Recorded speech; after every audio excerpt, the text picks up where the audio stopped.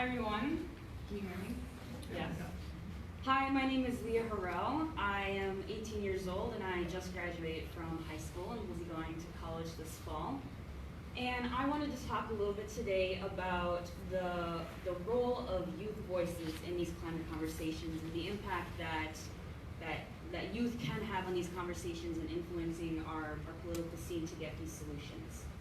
So a little bit of background. I have done a lot of work on the local level, on the state level, and the national level. But this summer, my full-time job has been I've been working at a summer camp. And I work at a Jewish summer camp on Lake Minnetonka. I am what's called the Israeli culture specialist. So I create programming and I lead the programming about Israel for the campers who are going into grades kindergarten through 6th grade. So pretty young. Had to use small words when I talk to them. But any way that I can, I try to make sure that there's a connection between my passion for climate and the things that I'm teaching them. So for example, one of my programs that I ran recently was I talked to the kids about the role of Israel in solar energy, and especially the residential technology for heating water with their solar panels on their roofs, which is very interesting. And so I did a scavenger hunt activity with it, and a lot of kids really got into it. I had the one group, it was a group of 3rd graders, and I had a student, or a camper. The minute I said the word solar panel, he immediately blurted out and he said, "You are not allowed to push a political agenda at camp. There's no place for that. Climate change is a hoax. It's not man-made." And in that instance, it was not the right time to get into a debate, but I knew in my head that this camper was repeating phrases that he had learned in his environment that he grew up, from his parents, from his family members, friends. And I knew that your environment has such a strong impact on how these kids see the world. Now today, like 10 hours ago, not very long ago, I had another situation with a camper, and this was basically the complete opposite of what I could possibly have.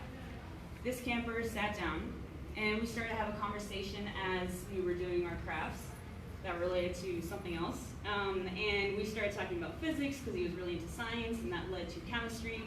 I don't know too much about chemistry, so I was saying, why don't we talk about environmental science? I know a little bit more about that. So we talked about environmental science, it got into climate change, and I explained to this 8-year-old the greenhouse effect and how we're warming our planet and how it's unhealthy for us and how we have 11 years to fix it. And this kid looked at me and he said, 11 years, what can I do to help? And I kind of had this light bulb moment. And so I took that opportunity and I said, you can go home, tell your parents, whoever wants to listen, tell them what you learned today from our conversations, and tell them that if you really care about this, then you need to say to them, I need you to vote for people who are going to protect my future.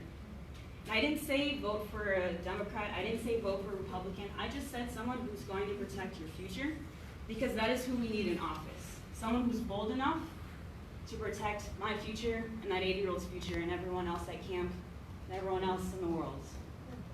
So,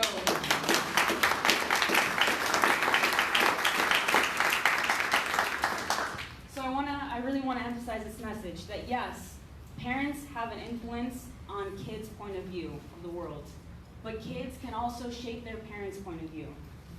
And when there are climate scientists and politicians and economists telling the world this is a crisis, sometimes it's hard for us to reckon with that. There's no connection between us. But when it's your kid that's telling you, I need you to save my future, that's when parents say, this is the issue I need to vote on, and this is the issue that will jump to #1 in our next election so that we can get leaders in office who are going to make sure that our future is protected. So we need to make sure that these kids are part of these conversations. If I was able to tell an 8-year-old about the climate crisis, I really think climate education should be in our elementary schools too, because I only started digging into the climate crisis last year when I was in 12th grade. That is 12 years too late. And these kids need to learn about it from the beginning so that they are educated, they can be part of the conversation, because when they're leading the conversation, that's when we change the public will, and that's when we change the political will, and that's how we save our future.